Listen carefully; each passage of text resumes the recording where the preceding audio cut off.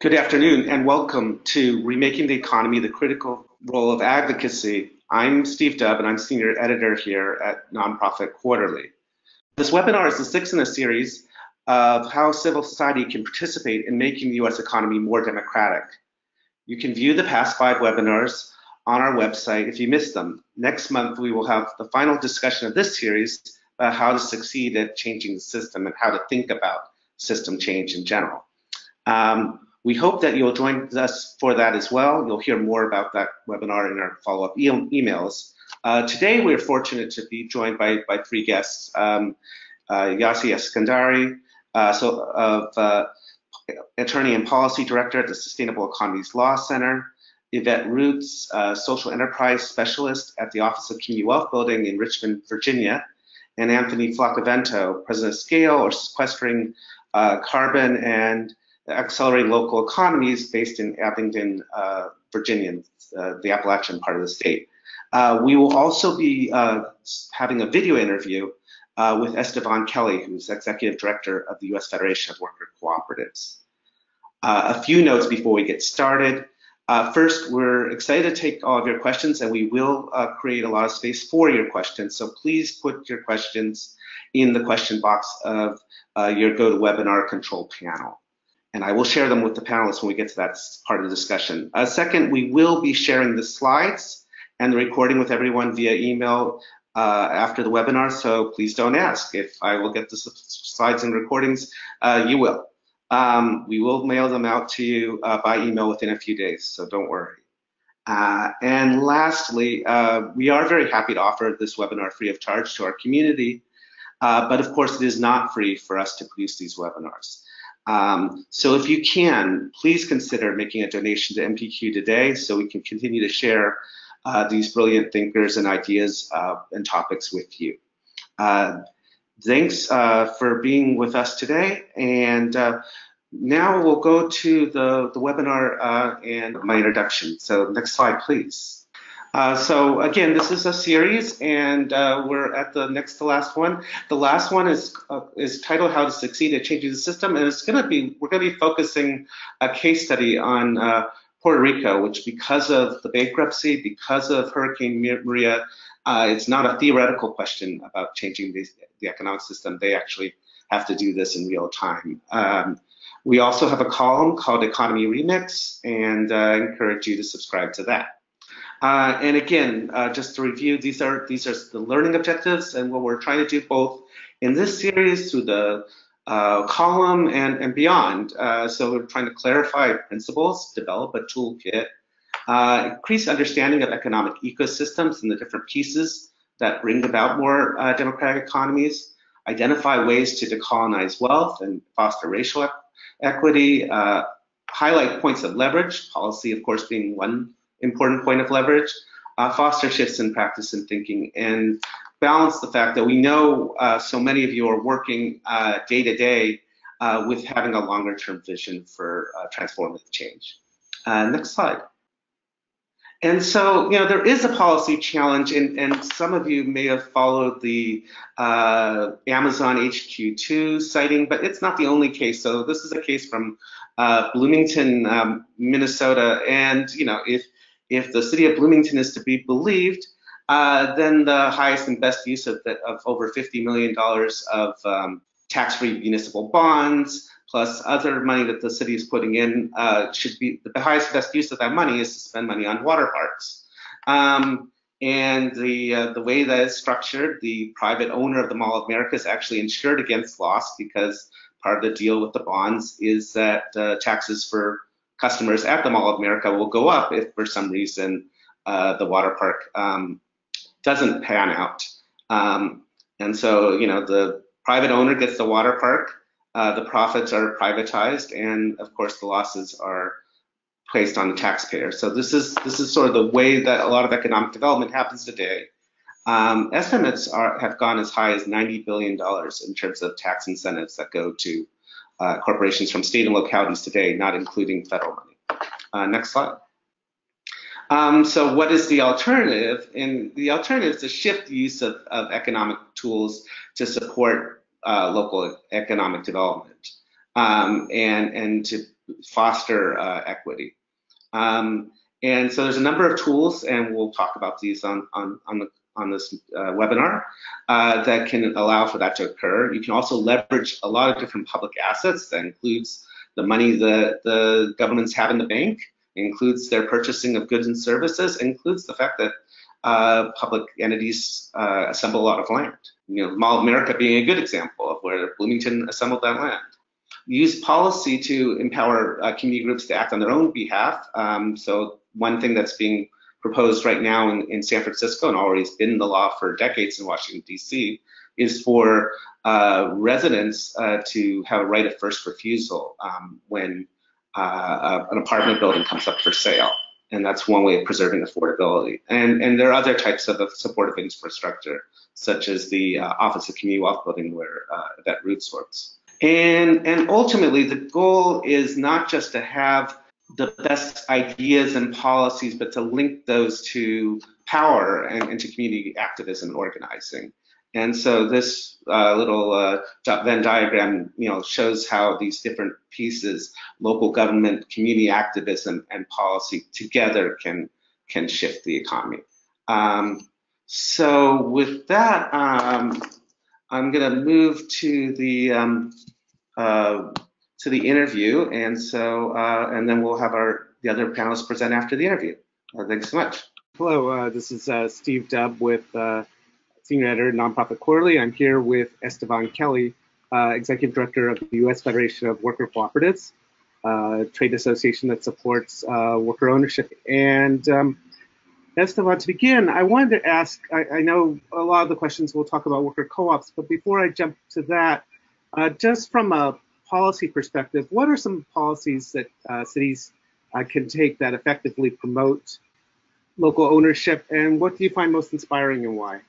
So I think some of the things that get left out of the conversation when we talk about the context through which worker ownership can become more possible for more people is all of the kinds of social and economic policies that give people voice, power, and stability that help to generate wealth such that they can then pursue worker ownership and business development and creation. So everything from addressing reproductive labor, some of the policies around paid sick leave for wage workers in local cities that have been passing, for restaurant workers, certainly the legislation that that some different cities have adopted around a domestic workers' bill of rights, those kinds of things, even more policies that enable parents of new kids to go back to work earlier or to take the time that they need to be with their kids and their families.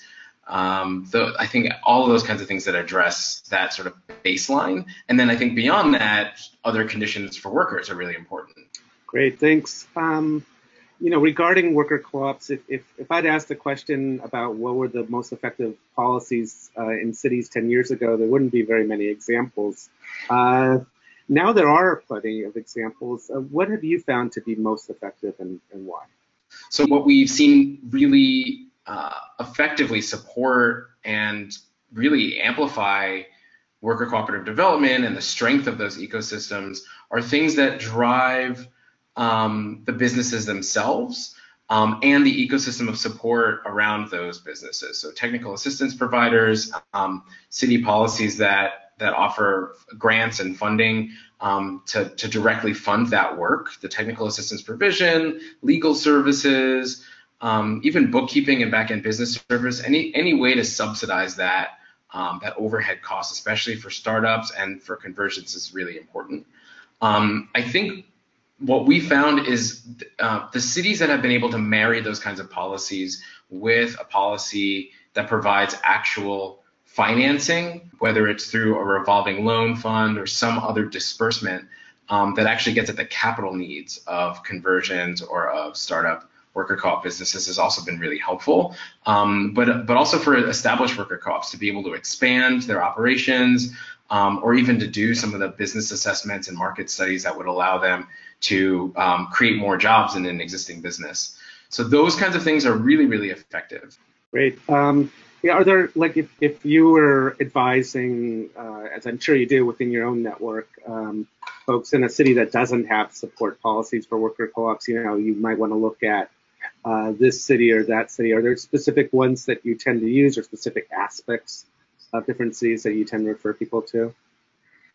That's a good question. I think that the work that's happening in Massachusetts and in Boston with their employee ownership center, I think that's something that could be looked at more. I think a lot of stuff that's already on the books that has been for a long time is from a previous era, and a lot of those policies need updating, need funding. Maybe many of these things exist in city statutes and within city government, but haven't been funded since the 80s when they were created.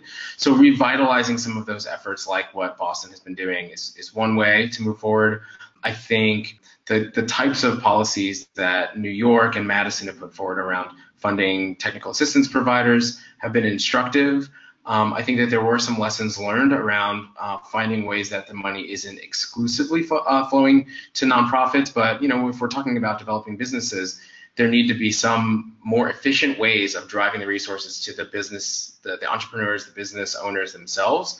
And what we're seeing in California with some of the efforts that have been passed recently, in Berkeley, California, for example, that actually combine those two pieces, where there's both a grant component for the technical assistance, but also a capital fund, or at least an intention around a capital fund that can be part of the process of financing the businesses themselves. In the past decade, worker co-op organizing has become considerably more common in communities of color than it had been, say, in the 80s and 90s, for example. Why? And when you're doing organizing around the intersection of racial equity and economic justice, how do you think about that work? Those are good questions, Steve. I think part of why worker co-op organizing has become more popular in communities of color is that communities of color are finally getting more access to power. And some of that comes from policy shifts. Certainly a lot of it comes from movements who've been fighting for racial and economic justice, and how that has finally translated into a voice for communities of color and more resources that are being driven into communities of color, and how that then informs the ethos of self-determination that some communities of color use in accessing solidarity economic policies and values. I think some of it is also the lessons learned from previous decades or generations of organizing in communities of color, where maybe the asks and the demands weren't ambitious enough. Maybe they weren't getting enough at the root of economic power. And so as the learnings from both community organizing, even intellectual and scholarly research around what really creates assets and how do we own more of the resources that help us generate wealth, as opposed to just asking for a job or just asking for a Fortune 500 company to locate into your town or your area, but saying, you know what, there's probably a lot that we can do on our own. And what does it take to get a policy passed, and what approaches have you found to be particularly effective? Yeah, I think where I see groups struggling with that is around having a linear mindset for how things get done. And in our experience, that's often not how policy gets done. It's surprising how you have to think in a multilateral way and be ready for opportunistic things to pop off and be ready to hop on that, to be ready for something that aligns with what your vision is of the kinds of legislation that you want to see enacted, but that might come in different packaging. Great. I was struck, Esteban, by one thing you said about sort of opportunities that come up on the fly and the need to respond quickly. Could you give an example? An example of something that came up. Well, actually, I think that the federal legislation we passed last year is an example of that with the Main Street Employee Ownership Act. We had been working with a member in the House around pretty visionary, comprehensive legislation for worker cooperatives.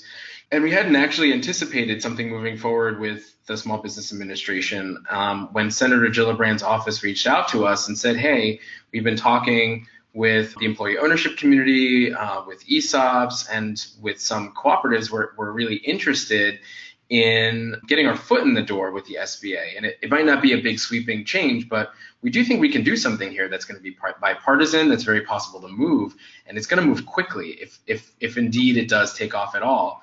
And so this was something where we had a quick pivot. We pivoted away, we kind of paused a lot of our visionary messaging legislation around worker co-ops that might not have ever actually been enacted, and we were able to pile onto the momentum. Great, thanks. Also wanted to ask Esteban about, sort of that vision piece you were talking about. So if you were to look out 5-10 years, what do you see as sort of priorities in terms of policy? There are a few things. It isn't always about leading with worker ownership or worker co-ops. Some of that is just being able to start anticipating the 21st century economy that, in the time frame you're mentioning, within 10 years, I've seen some statistics that say that up to 50% of the workforce will be freelance, gig, or contingent workers. So what are we doing to plan for that? Certainly on our end, we're trying to get ahead of that and see, well, is there a pathway to workers' voice or employee ownership, worker control in the gig economy in conversations about the future of work? The future of work is also going to have to address issues of healthcare, childcare, domestic labor. These are all growing industries in the worker co-ops sector, especially among immigrant and communities of color that are forming worker cooperatives or expanding ones that already exist. Great. So I think that does it for my questions. I always ask at the end if there's anything else you would like to add. I think what I would say is this, that worker ownership and the worker cooperative form are clearly moving into the mainstream. All of the types of the cultural, social, political, and economic trends are aligning in such a way that this is generally seen as a bipartisan, tangible form and model for how we're addressing 21st century problems. So we're gearing up for that. We're gearing up for these models to be iterated on, to be adopted by a diversity of new communities, and to be utilized in ways that I think in the current context we probably can't even imagine. But I think similar that will tack toward the ways in which the economy and the future of work itself is being reshaped.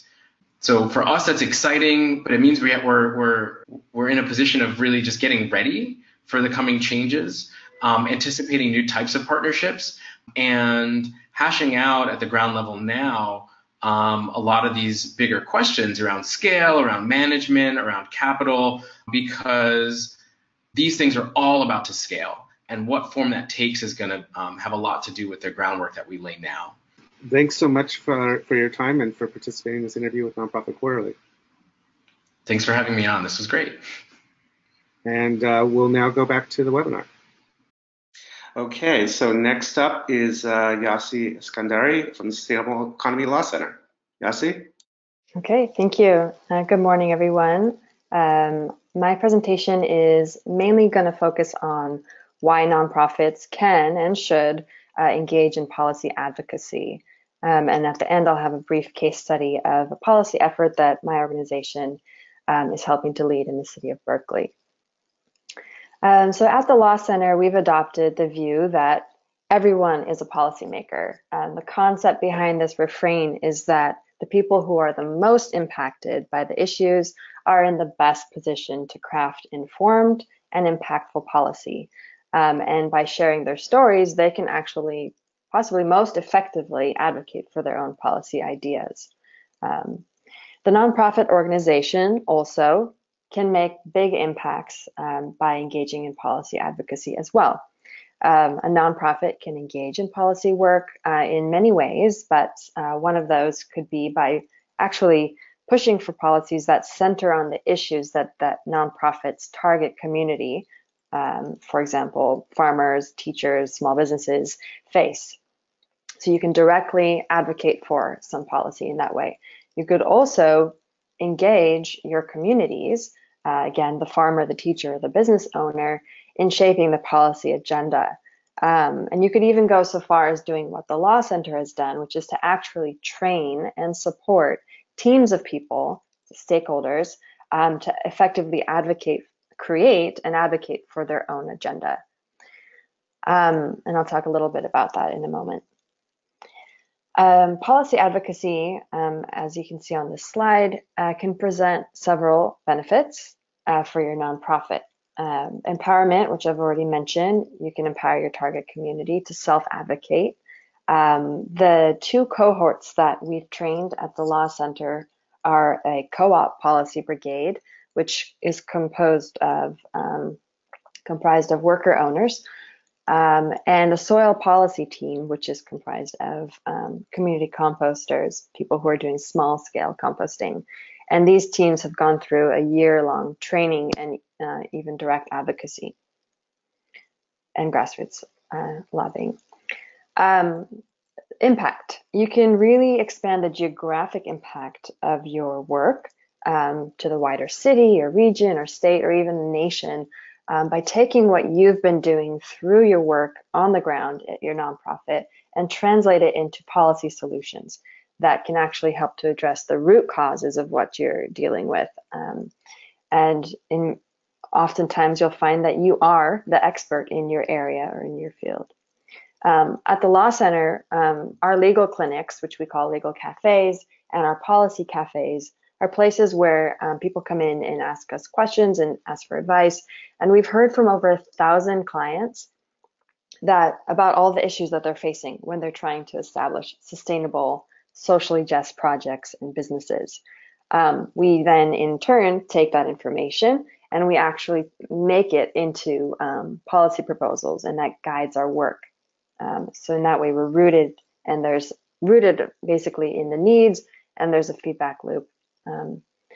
Resources. You can also access government resources, including staffing and programs. You might think that governments are cash-strapped, especially local governments, and there is truth to that, but there is also money available. And through your advocacy, you could access a piece of the budget. You might also find that your agenda actually might align with an existing government program that you weren't aware of before. And in that case, your advocacy could actually help to steer those program priorities in the right direction.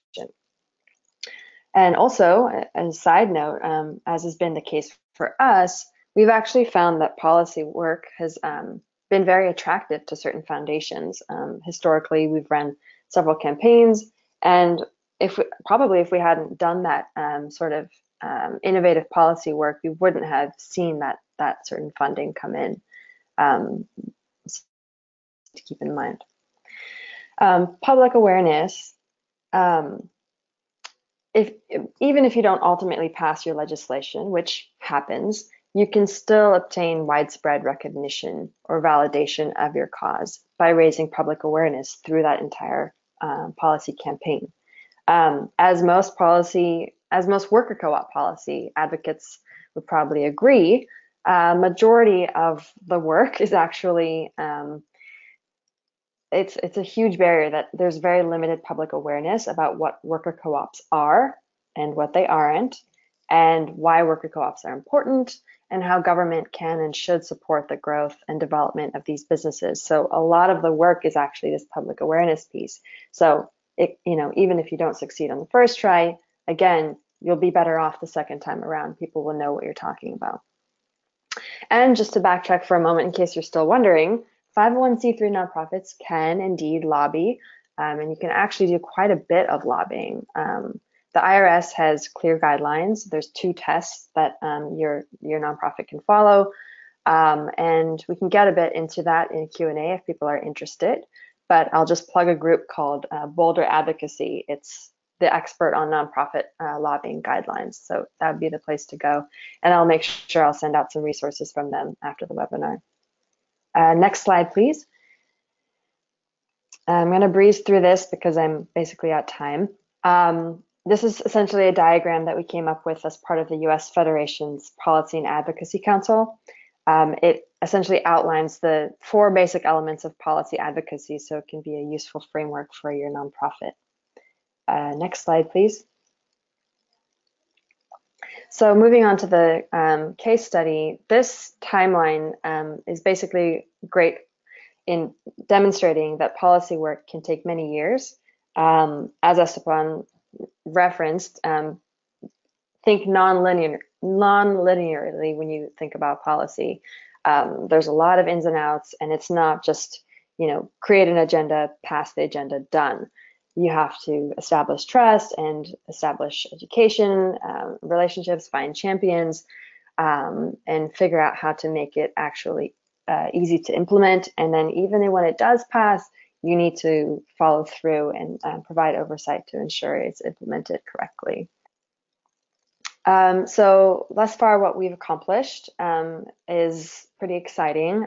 We have secured outreach and co-op conversion succession planning support to businesses that are at risk of closure in the city of Berkeley. Plus, we've also gotten a commitment in the budget to fund this work for 3 years. We're very excited about that. Again, as Esteban was saying, pairing funding with the programming. We've also succeeded, hopefully, the details are still being hashed out, but in increasing access to the revolving loan fund for small businesses in the city of Berkeley, which is very exciting as well, because access to finance has been the biggest barrier that we've heard from Berkeley worker co-ops. And lastly, there is a procurement preference for worker co-op goods and services being sold to the city of Berkeley. And next slide, please. I've basically touched on all of these challenges already, but I would highlight the last one, which is the limited capacity of stakeholders to actually engage in the work. If we're talking about engaging stakeholders in policy advocacy, and these things can take a long time, it's a challenge to get people who are working all the time to come to these meetings and talk to the legislators and all that. So that's just something to flag, but it's well worth it if you can pull it off. Thank you. Okay, thank you, Yasi. And next up, we'll have Yvette Roots from the Office of Community Wealth Building in Richmond. Hi, I'm Yvette Roots. I'm the Social Enterprise Specialist for the City of Richmond. Richmond has about 220,000 residents, and we are in the middle of a growth spurt here. We are on all the famous lists. In 2017, entrepreneur.com said that Richmond was number 3 out of 8 cities you ought to visit if you really want to get your entrepreneur spirit grooving and moving. We also are actually named number 8 in the top 18 cities you ought to see in 2018. And in Southern Living, we also are named number 3, I believe, in the top 10 cities that you ought to see if you want to travel the South. And all those are great lists, but Richmond is also considered to be the tale of 2 cities. We have a lot going on here. There are some statistics that they don't actually talk about. There's a 20-year difference in life expectancy in Richmond from the poorest census tract to one of the most affluent census tracts here in Richmond. We have a 26 to 24% poverty rate in Richmond, and 48% of those individuals are Black, and nearly 50% of our children are actually living in poverty. The poverty rate has also affected our bond rating at one point in time. It's kind of hard to get people to actually move here, to actually locate their businesses here. And so we had to actually do something about it. Next slide. The last mayor of Richmond, Mayor Dwight C. Jones, decided to dedicate his last term to trying to figure out how to reduce the poverty rate in Richmond. So what he did was he put together a blue ribbon commission. That commission worked for about a year, 7 different subcommittees before they actually released the mayor's anti-poverty report in 2013. That report came with wonderful recommendations, and some of those recommendations were as follows. The city of Richmond had to actually work on education, transportation, job creation, affordable housing, workforce development, and social entrepreneurship, and use them as the keys to actually decrease poverty. The key to all of this was that we had to work on it all at one time. Next slide. In an effort to actually do that, we created the Office of Community Wealth Building in 2014. In 2015, this office actually became a part of the government, a part of city government. The OCWB, which we call all the time, is the first of its kind. Our office is the office's goal is to actually decrease poverty by 40% by the year 2030. The office is located within city government, which means that in order for us to be successful, we must be the priority of the mayor and his administration, which we're very fortunate to actually have that place right now. And our funding depends on that if we want this premise to actually be true. So we have to be very careful as we do our work to make sure that if the administration changes, that we are still considered to be one of the priorities of this office. For Richmond, this was a pretty bold step to actually put an office together like this. We have actually had some barriers. For instance, in social entrepreneurship, after we spend about 8 to 9 months putting together this office and also working on a social entrepreneur feasibility study, we were actually told by our city's attorney's office that we could not actually own or create a nonprofit within our office in order to be able to build businesses and community cooperatives. And so we've had to figure out how we actually work around that. So what we did do, which was very fortunate for us, we actually worked through our workforce development arm, and we used that as our hub to actually get into our office. And so we made sure that the front door of our office is through workforce development. And so we are very focused on making sure that individuals are getting what we consider to be a living wage. Next slide, please. And so living wage is very important to us, and we want to make sure that our residents are going from crisis through thriving so that we can actually make sure that those individuals are becoming self-sufficient in the work that they actually do, as well as taking care of their families. Next slide. So one of the things that we discovered when we were actually working with our residents, that if we wanted them to have a living wage and a good paying job, then we had to make sure that the companies were actually paying a living wage as well, because we all know that $7.25 an hour is woefully inadequate for an individual to actually raise their families. And so we, along with the Virginia Interfaith Center for Public Policy, came together and we actually created the Richmond Living Wage Certification Program. And so what we do is we highlight those businesses that are actually paying a living wage so that we can actually encourage and also advocate in the city of Richmond for living wage companies to actually come to our city. And so that's one of the policies that we're actually working on. Although we know that we can't change the federal government policy, we can encourage businesses that actually come into this city to actually make sure they're paying living wage so that our residents can actually be self-sufficient. Thank you.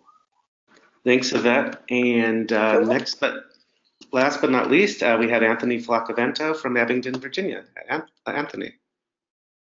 Great, thanks, Steve. And I've enjoyed all the presentations so far. So I'm going to speak in my brief time about policies and strategies that work in rural areas and rural development. Next slide, please. So some of you might have read the New York Times article by Paul Krugman back on the 18th of March, an op-ed. It wasn't at all uncommon in its conclusion, in which really right out of the gate, and then a couple times in his opinion piece, he talked about the difference economically, socially, everything else between urban and rural America. And his premise was that it's bad and nobody knows how to reverse these bad things that are happening in rural areas. And I can't tell you how many highly paid pundits I've heard make that contention. Things are bad in rural America and nobody knows what to do about it. Next slide, please. I responded to Krugman, as have others, saying that, actually there's a whole body of work, a whole bunch of folks in rural areas that are successfully doing things in the community that are making a real difference. And so just a quick extrapolation from that, I'm going to focus on 3 lessons from the field about how we use rural resources, the idea of investing not only in individual businesses, but in community capital, and then the rather radical common sense notion of developing economies that in the first place promote health and solve problems rather than creating problems. Next slide, please. So in that first area of how we should use rural resources. In rural areas, of course, we have the full range of capital resources as you have elsewhere, but fundamentally rural is rural because we have a lot of land. And so much of our foundational capital is ecological capital. It's soils, it's forests, it's fisheries, it's sources of energy.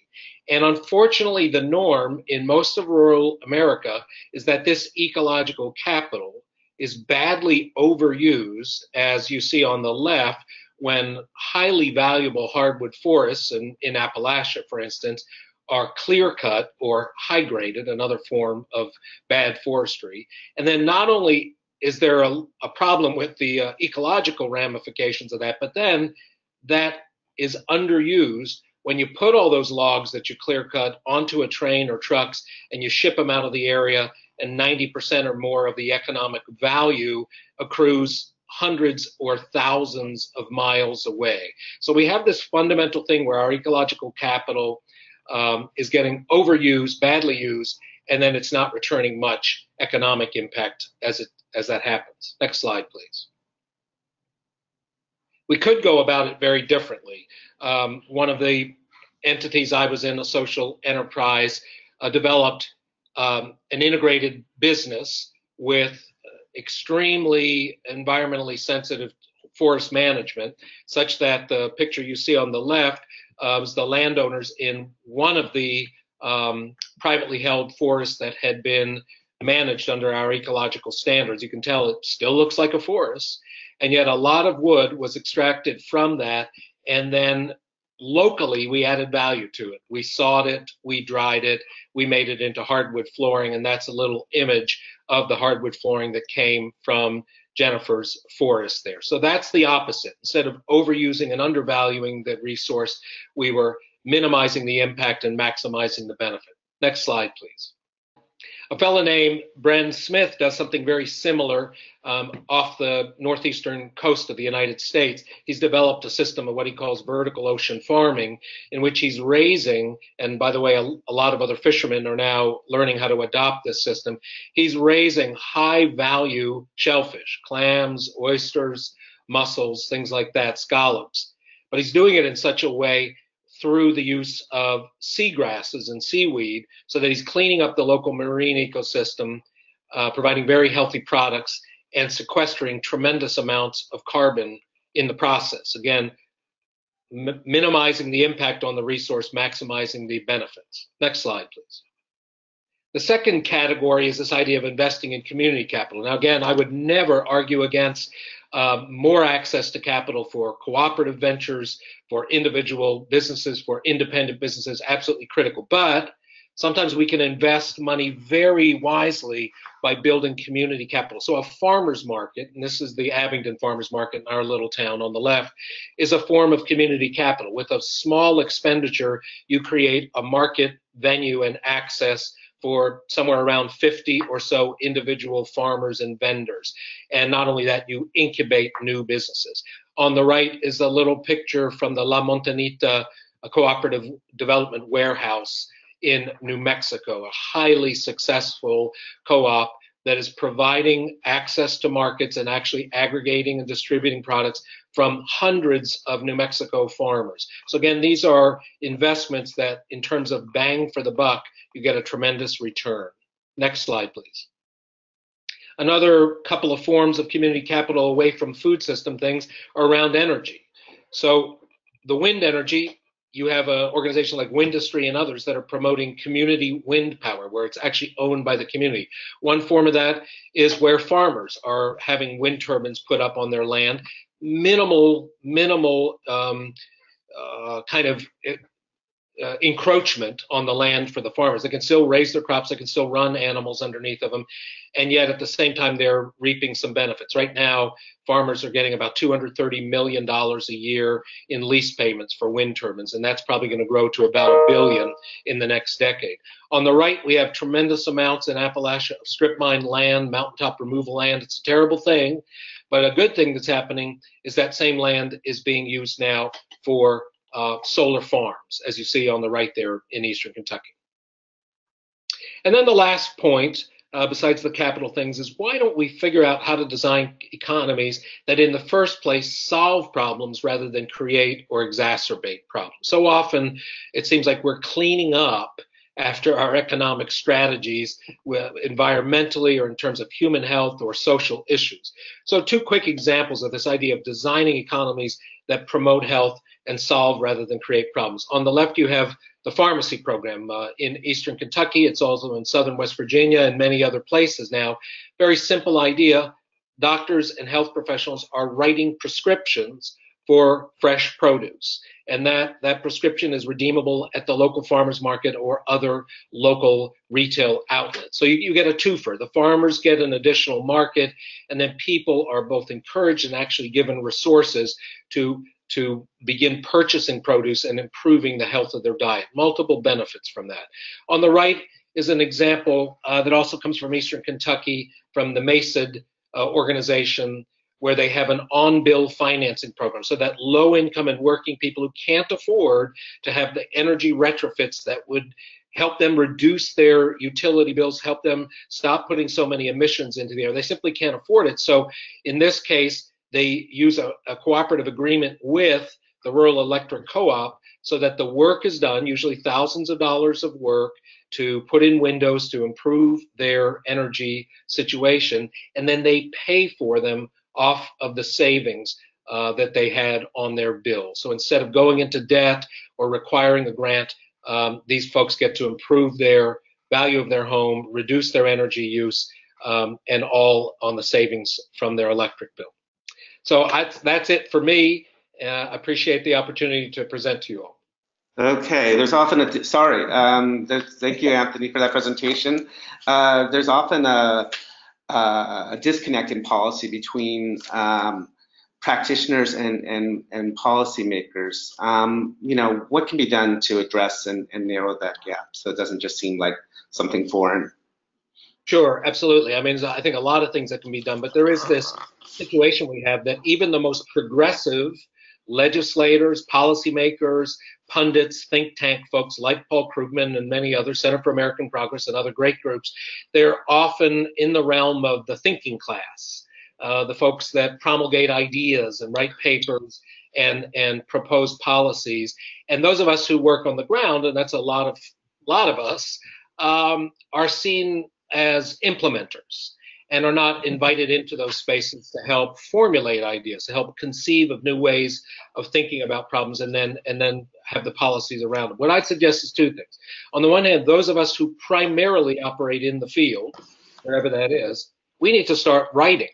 We need to start doing op-eds. We need to do articles, book chapters, books, whatever. We really need the voices of experience to percolate up so that we have some bottom-up understandings of these things. And then I think the folks who are in the kind of thinking class, the think tanks, the pundits, academia, need to open the door. They need to create space at the table for people who are working in the field to actually help design policies, to help think about the broader solutions. Because just because we work in the day-to-day mode and try to solve problems every day doesn't mean we don't have ideas about the bigger picture. Great, thanks, Anthony. Yasi, you referred to this a little bit in your talk, but maybe expand a bit on, what are the rules for nonprofits in terms of engaging in policy, and what are practical ways of doing this work in nonprofit? Sure. Well, the IRS has two tests to see how much lobbying you're doing, and essentially it has to be an insubstantial amount of your organization's work. The insubstantial test is actually the default test that applies to your organization. And with this test, there's no actual definition of lobbying, or it's not a very clear one. It says that no substantial part of the charity's activities be to carry on propaganda or otherwise attempt to influence legislation. So it's not very clear what that means. But regardless, it must be an insubstantial part of your overall activities. And the IRS, again, doesn't provide absolute guidance on what is substantial and what's insubstantial. But common practice is that you can probably devote between 3 and 5% of your overall activities to lobbying. So that's the insubstantial test, and that applies again by default. If you opt or you elect under the 501H election, you can use the expenditure test. And by the way, you can opt in for the 501H election very easily. It's just a form on the IRS's website, and you can just do it once and you're set. The expenditure test is much more clear, and it splits up lobbying in two parts. There's one for direct lobbying and the other for grassroots lobbying. Direct lobbying is a communication with a legislator that expresses a view about specific legislation. Grassroots lobbying, which is probably what, grassroots lobbying is a communication with the public, not legislators, that expresses a view about specific legislation and, very importantly, includes a call to action. Now, in both of these definitions, if you don't have one of the components of the definition, it does not count as lobbying. So under the expenditure test, you can actually use up to 20% of your expenditures on lobbying. That's a lot. And so you can get 20% of your budget. If your budget is less than or equal to $500,000, you can use up to 20% of your budget for lobbying expenses. The calculation gets a bit more nuanced as you go, as the budget size increases. But Boulder Advocacy, the organization I mentioned before, actually does say that this is a good move for most nonprofits because of the clarity and it actually can allow you to do quite a bit of lobbying. Yeah. Great, thanks. You're stand from a different standpoint because you're within the city government. And you know, when you're actually getting to the stage of implementing something, so you pass something, say, I don't know, create an office of community wealth building. You know, what are the challenges in implementing that, and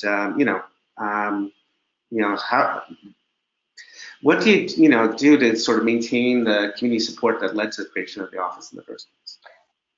Well, essentially, you have to stay very close to the community, which that's something that we're definitely doing, and making sure that we have the community's ear and they know exactly what we're doing and how we're doing. We have a citizens advisory board that we meet with monthly, so that we can share and communicate with them, so they'll know exactly what our progress looks like. We've also enabled some ambassadors of our office, individuals that are that know our work, willing to speak on behalf of our work within the community. We also have to make sure that we're always in good terms with the actual administration and the mayor's office, because that's very important. Our work, because we're embedded in the city, as I mentioned in my presentation, we have to make sure that we are priority in the administration's in their entire strategic plan as they move forward, because we want to make sure that we are getting funded. You know, obviously every year budget comes up and we have to make sure that we're a part of that so that we can continue to do our work. So that's some of the challenges, but we've been very fortunate. The mayor that actually helped to create the Office of community wealth building. Our former mayor, Mayor Jones, obviously thought that it was a priority. We were very fortunate to have Mayor Stoney to come right behind Mayor Jones, who he also believed that this was a priority. And so for that reason, we've been very fortunate. And so we have not experienced what I consider to be an adverse administration as of yet. But I think that our work speaks for itself, and we have to just make sure that our numbers prove that. Yvette, just to follow up a little bit, do you think about that? So is there a strategy, to, I don't know, inculcate some of the work of the office in the community, so that if at some point you don't have a supportive mayor, that the work can continue? Exactly. That is a strategy that I think will probably be explored in the future. At least I am hoping that it will be explored. As a matter of fact, we have external partners to do a lot of the work that we're actually doing, which is an advantage for us. For instance, case in point, I'm doing work with the Virginia Interfaith Center for Public Policy around the whole living wage program. For that reason, we have a lot of external partners through Workforce. And so what we're making sure of is that we are actually doing the work, but we're having our partners to also participate so that we can actually work together and be what I consider to be the almost like the social impact head of what's actually happening. So that's basically where we are. But yes, trust me, I think about it often, not because there's a problem, but just, you need to be ready at all times. Right, got it. Thanks. So I'm going to go to Yasi. Before I do, let me just say to the audience, thank you for your questions, and please keep them coming. We're going to start asking them probably another 10 or 15 minutes. So going, Yasi, you talked about some of the policy achievements. What are some of the roadblocks that get thrown in your way as you're trying to get a policy passed? I think the first thing that comes to mind is funding. It's sort of like, it's always like pulling teeth having that conversation, and it's a challenge. And I think really the way that we've gotten around that in the city of Berkeley is by investing a lot of time in building trust and having conversations with city staff about how worker co-ops can help them to achieve their goals. And, again, bring in the stakeholders, have people share their stories about how working in a co-op has changed their lives, that they're able to remain in the Bay Area and buy a home and raise their kids here. And those are sort of the stories that speak to people's heart, and I think demonstrate the purpose of the work that we're doing. And it takes time to do that kind of stuff. And I think what we've found now is that the Office of Economic Development has actually really taken ownership and is actually excited to be doing this work. But again, that's after several years of convincing. So that's been a challenge. And yeah, maybe I'll leave it at that. All right. Was there a key moment, where like the Economic Development Department got it? Is there anything you would signal? Yeah, I think, like I said, hearing from the worker owners in Berkeley, certainly, there were several times where we sort of rallied the troops to show up, and I think that was impactful. I think another moment was when our partner organization, Project Equity, had a training with other economic developers from around the country who were working on worker co-op development and had sort of a racial equity lens where they sort of got it. And since then, we've been working with them to not only train the city of Berkeley's staff, but also staff from other cities in the Bay Area, which is really exciting because now we're talking regionally, and we're using this opportunity as a way to sort of stack functions, or to use permaculture speak, but to bring in other cities along and then learn from what Berkeley is doing while Berkeley is doing it. Great, thanks. Anthony, you've written quite a bit about bridging the rural-urban divide, and you know that I think as one of your pieces puts it, you know that it's not as hopeless for progressive in rural America as some folks might think. Obviously, a lot of the forms that we're talking about, like cooperatives, you know, really got their start in a serious scale way in rural America. So, I mean, you know, what do you see as sort of the missed opportunity that could be seized? Yeah, I mean, I started with the Krugman quote because what he said is pretty much emblematic of, I think, the non-rural view of rural. There's just so many people, they're not all famous like Paul Krugman, who don't live in, don't have experience in, don't have sort of relations in rural areas, who kind of have a bless their hearts, as we say around here, thought about rural areas. It's like, Lord, those folks are a mess. They don't get it. They're dying off. I'm sorry for them, but they're just hopeless. They're in the last century. And what's the missed opportunity is that, in fact, a remarkable body of innovation, real stuff, is happening all over the country. A lot of it relates to food, to farming, to fisheries, but a lot of it has to do with energy, and some of it has to do with just downtown redevelopment. When I think about that Kentucky example of doing the on-bill financing, where they're allowing low-income and working people to insulate, weatherize, and put windows in their homes, that is something that immediately garners support from most people across the political spectrum. When I think of a little town in Appalachia called St. Paul, a town of less than 1,000 people, that was an old coal town that when coal was dying, decided to redefine itself and its economy based around preserving the Clinch River that runs through the town, and they are in the process of a remarkable regeneration. A lot of the leaders of that are Republican leaders.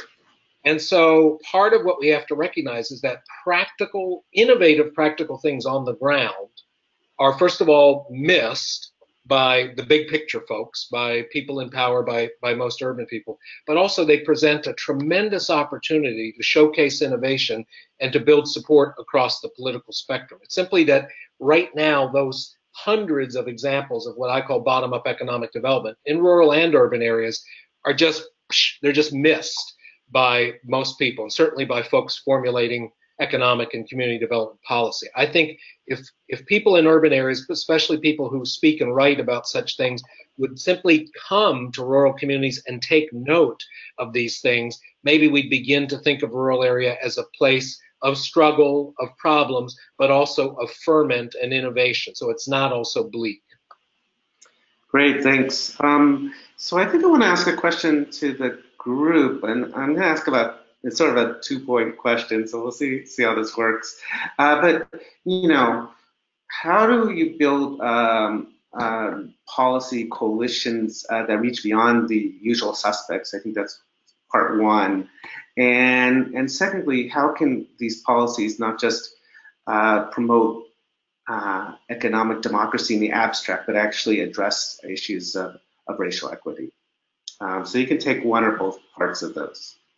I don't know who wants to go first, but you're laughing, so you go first. Oh, thanks, Steve.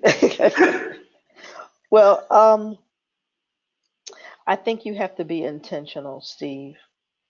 I think that is probably the main priority when you're looking at policy, especially now.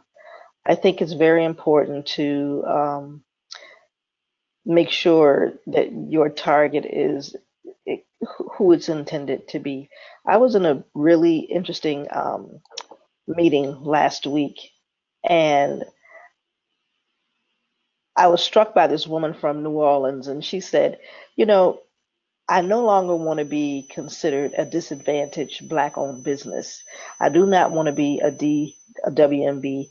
I just think that name is very derogatory. I think that it starts as a deficit from the very beginning. She said, I think that, she said, businesses that I work with are people of color and they are business owners. I don't want to be described any other way other than that. And I don't think the folks that actually own these businesses should be described any other way. And when I thought about that, and I was like, you know what, she's right.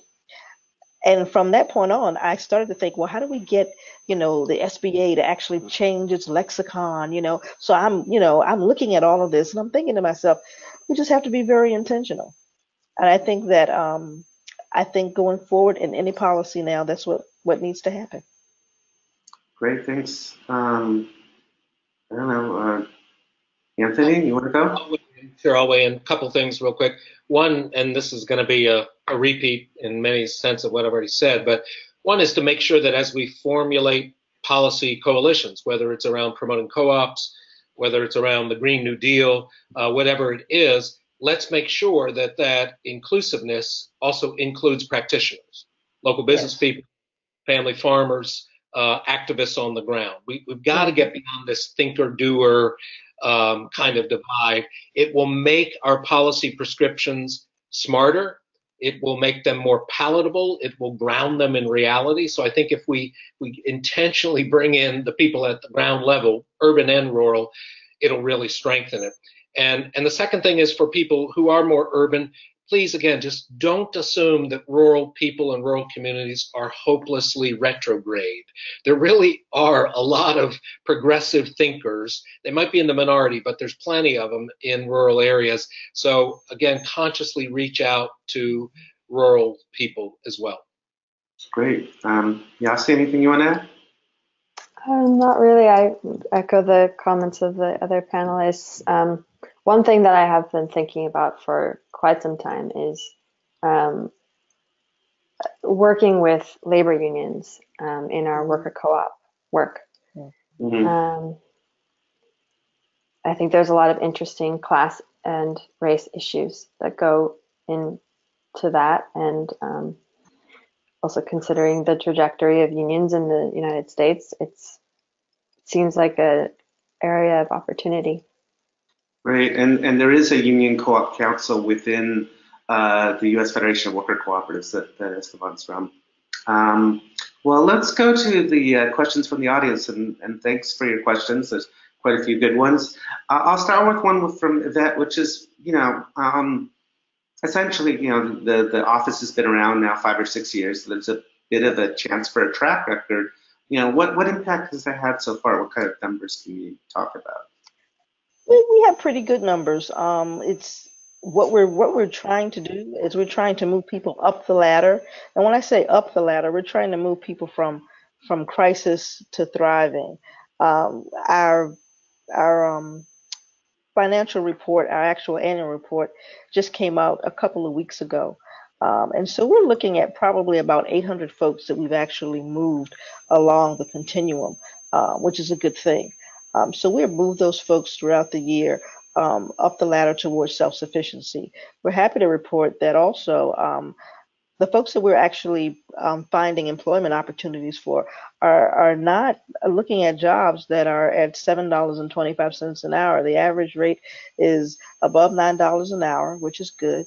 And so we're actually working with those folks until they actually get to a stable or self-sufficient rate. So it's not an easy lift at all. It's very intentional, if you will. But we're moving up the ladder, so we're very happy about that. Great, thanks. Yasi, a question came in for you, and it was really about how do you distinguish between lobbying and advocacy? Yeah, good question. I mean, advocacy would be an umbrella term. Lobbying would be under that. Lobbying, the way that I used it in my presentation, is a very specific thing and by those definitions, because in the nonprofit context, it's very important to follow those rules.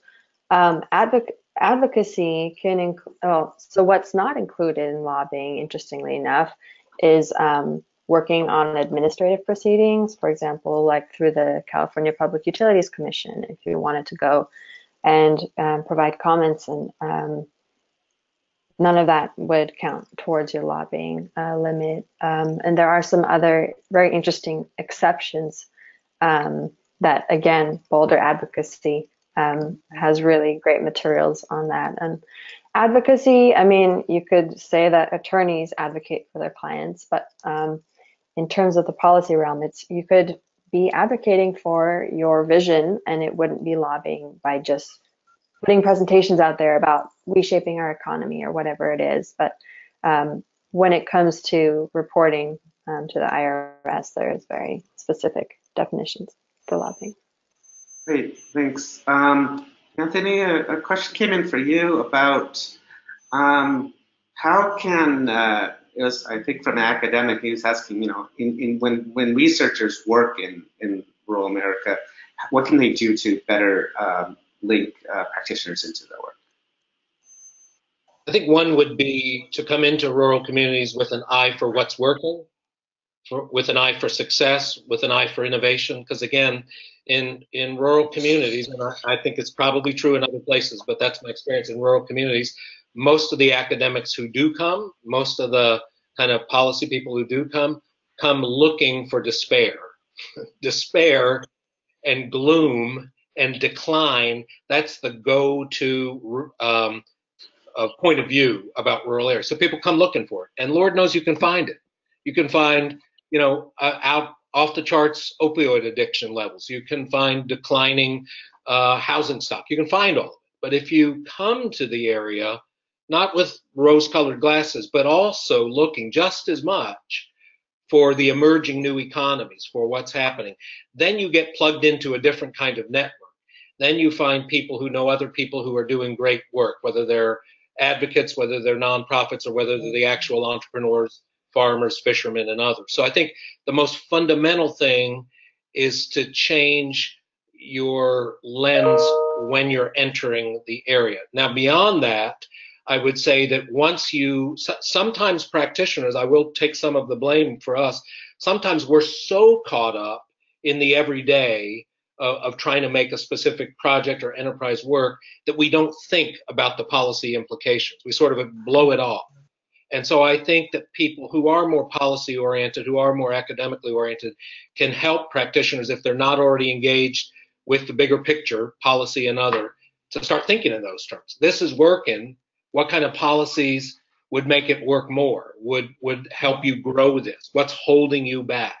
And that then would open a lens in a way for us to be better advocates for ourselves. Great, and I think what you just talked about, Anthony, reminds me of this approach that sometimes goes by the name appreciative inquiry, but really building off of, what works, not ignoring what doesn't work, but building off of that. Yvette, a really interesting question came in for you, and it's basically, you guys are called the Office of Community Wealth Building, but community is a pretty nebulous term. What does community mean to you in the office, and how does the community, in quotes, make its wishes known? What does community mean in the office? Yeah, to the Office of Community Wealth Building. Yeah, to your office. Oh, well, essentially what we're doing is we're looking at the community, Richmond as a whole, but what we're really focused on is our 26% poverty rate. So we're trying to bring those individuals up to actually create a level playing field so that we can have a whole total community. The mayor's perfect example is the mayor's slogan is One Richmond, and we really want to be one Richmond. But if we have one Richmond where 26% of that Richmond is actually living in poverty, then we have somewhat of a problem. So what we're trying to do is make sure that we bring up that entire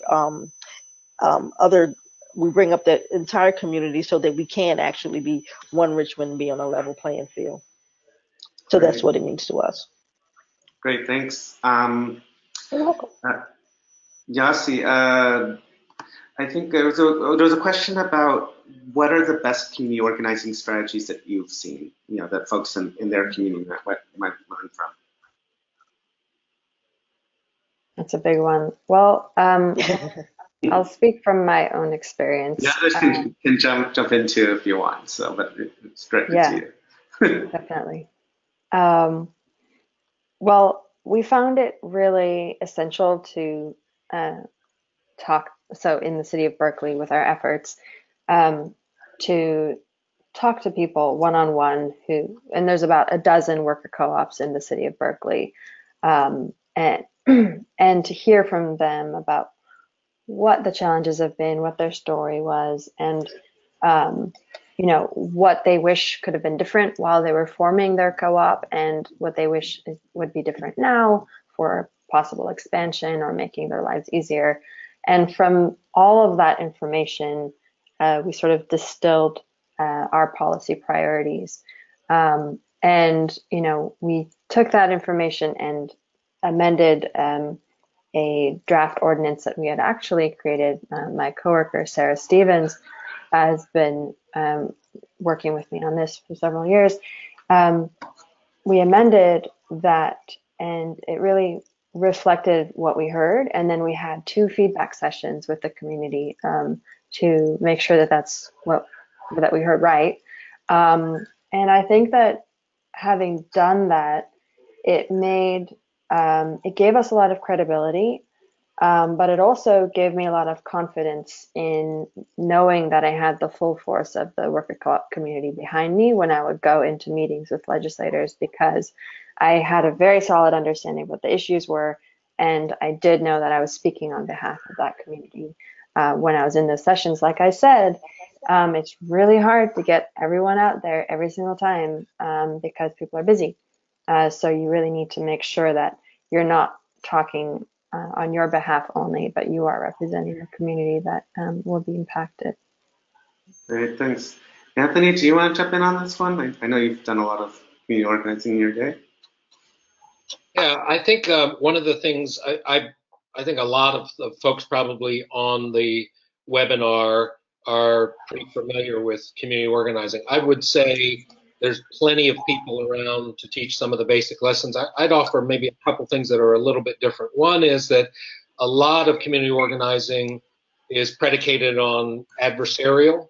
You have a crisis, you have something bad, you have an evil corporation or somebody that you organize around, and it's relatively easy to mobilize people who are under threat. The real challenge with most organizing is, what do you do after the threat has been dealt with? Whether you won or you lost, you still want to be able to sustain, because you're not going to change the power dynamics significantly unless you can build on that enthusiasm, that energy that was there initially. So I think one of the really important things is looking for groups that are successful beyond just fighting bad stuff. And I think that moves us to a position that community organizing has to have also a really keen idea of what the alternative is. This is bad. We're tired of being, in rural areas, again, people who were tired of all of the economic development being predicated on Walmart, on subsidies to big boxes, those kinds of things. We fought Walmart, we fought big boxes, and we won some of those fights. But the tougher question was, okay, what now? Yeah, wow. And so one of the successful things was that one of the spin-offs, as we were organizing against the big box, was we started a Bali-like local economy group that was fighting for independent local businesses, fighting for them, fighting for marketing for them, fighting for resources for them. So the insight there is, while you're fighting the bad stuff, because there will always be lots of bad stuff to fight, it's thinking down the road of, just in case we win, what is it that we want to see instead, and formulating the policies for that. Great. So there's a question that came in for Yossi. This is definitely a Yossi question because it's IRS rules. But the question was, quote unquote, we are told that the IRS tracks lobbying by the amount we spend on it, at the 5 to 20%, and grassroots approaches to legislators aren't tracked, so they don't count. Is that wrong? Yes, that is wrong. Actually, and I don't think I mentioned this earlier, when you opt into the 501H election, you you can do up to 20% lobbying depending on your budget size, but only 25% of that 20% can be used for grassroots lobbying. So there's even distinctions between direct and grassroots. And again, just to reiterate, direct is when you're talking to legislators, and grassroots is when you're talking to people and saying, here's our position, take action. Right. Great, thanks. Well, there was a question that came up, it came to Yasi, but I think I'll ask everyone, so the question to you, Yasi, was about, who are the worker co-ops that you would lift up? But I think I'll ask the question of all of you. What are some of the success stories that you would lift up? But you can start. Yeah. Go ahead, Yasi, you can start, and then we'll move around. Yeah. Well, the worker co-ops that I know in the Bay most closely, I guess I would point to the Arizmendi co-op, because whenever I need to have that awkward conversation with someone about what a worker co-op is, I say, hey, like Arizmendi pizza, because everybody knows them, everyone goes there, everyone loves them, and it's such an effective conversation starter, and immediately people have a positive association with the bakery, and they've seen on the wall what it means to be a worker co-op, and they like the vibe there. They know that the people who work there seem to be bizarrely happy for working really hard in a hot bakery. So that's a really great way to start the conversation, I think, just by existing and having multiple locations and doing their business well. They've been really helpful for me and others, I'm sure, in just proving that worker co-ops work and are positive businesses. Great. Anthony, any success stories you would want to lift up beyond the ones you talked about in your slides? In terms of co-ops, in our part of the world and in the rural community, we have a history of co-ops, but sometimes that history hurt us. A lot of co-ops have fallen on hard times or folded over the last generation. So we're sort of having to rekindle the idea that co-ops can work, being honest. One great example folks might have heard of is Casa Nueva, which is in Athens, Ohio, started by Leslie Showers, now with AceNet. Worker-owned sort of Southwest Mexican restaurant, phenomenally successful as a business. Not only pays its employees better because they run it, but also does a lot of purchasing from local farmers.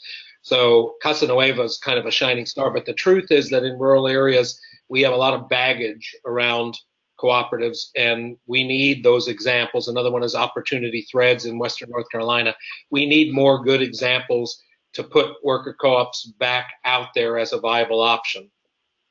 Great, and this webinar is we're broader than just worker ownership. So anything you want to lift up in terms of community land ownership or other strategies that you think are that if we were going into rural America with the ends of looking for what works, that you would be lifting up. Sure. Well, again, the community capital idea is one thing. Again, rural areas tend to have more limited resources, locally quite a bit less. They're dependent on a few federal agencies, USDA, ARC. So we have to make the capital that we have count for a lot. And so food hubs are something most people are familiar with, the idea of a community-owned entity. It can be cooperatively owned, which a number of them are. It can be owned by a nonprofit or it can be for-profit. But it's the idea that one place aggregates and distributes produce, eggs, sometimes meats, from scores, if not hundreds of farmers. And so these strategies, food hubs, farmers markets, those kinds of community capital strategies really are creating market access at a fraction of the cost of what it would take to get every single farmer, vendor up to speed with their own packing shed, their own aggregation capability, their own distribution. So I think some of the most exciting ones do revolve around kind of small regional community capital that creates this market access. Great, thanks. Yvette, anything you want to lift up in Richmond? Okay, we've been very fortunate in Richmond. we've been recognized by the state of Virginia, and as a result of that, we were able to get a $1 million grant from them last year, and we're going to get another one this year for our workforce work that we're actually doing around the city. What we've also done as a result of that is we've actually added several offices, and they are satellite offices around the area. So we have an office in Churchill, in Richmond. We also have one. We have two offices in the South Side, and then we have our offices right downtown. And so that gave us an opportunity to spread out and go to the people as opposed to the people having to actually come to us. So we find that to be working very well. Steve, since the last time you've been in Richmond, we've also put together the Maggie Walker Community Land Trust, which we're actually building affordable houses, and the city of Richmond has actually put in $1 million for that land trust, which is a really good thing. So we're very happy about that. And also, we didn't really have a lot to do with this directly, but we did advocate for an opportunity to have more transit in the area. So we have a very dedicated bus line, the Pulse, which is a bus rapid transit that actually rides up and down Broad Street, and the connection also helps to get people further out to jobs. And so those are three of the things that I can actually lift up to say, you know, those are the things that have actually come about as a result of some of the work that we're actually doing around the Office of Community Wealth Building. Great, thanks. So I'll ask one last question, which is just, because when we do economic development, it's, I started with the example of the water park, or, there's a lot of bad economic development out there, the whole Amazon competition, so forth. Are there any success stories that anyone wants to talk about that of, sort of moving from that kind of economic, actually shifting the patterns of economic development toward, away from those kind of practices and towards ones that actually build local economies? I could go first because I didn't really touch on this too much in my presentation. I think the model that we're putting forward with our work in Berkeley, I think, demonstrates that. And obviously, we're working with the Office of Economic Development, and we're describing worker co-ops as an economic development tool, but one that has deep and lasting results that helps to decrease the wealth gap in addition to the income gap, and helps keep people in place, hopefully, given the increasing prices in the Bay Area and just drastic displacement. So I think one way of doing that is by driving public dollars to be used for this purpose that serves a broader public interest, which is these worker-owned democratic workplaces. So the city would be preferentially purchasing goods and services from these co-ops, driving dollars to them and keeping the dollars circulating locally. Contrasting that with trying to entice big companies with foreign or non-local shareholders to siphon off money from a community. Right. So that would be one example. Great. Well, I think we're at time, so I'm going to cut it off there. Thanks again to Esteban Kelly, Anthony Falcovento, Yasi Eskandari, and Vet Roots, and please watch for our follow-up emails and join us for the last webinar in the series, which will be on May 9th. Thanks, everyone. Thank you. Bye.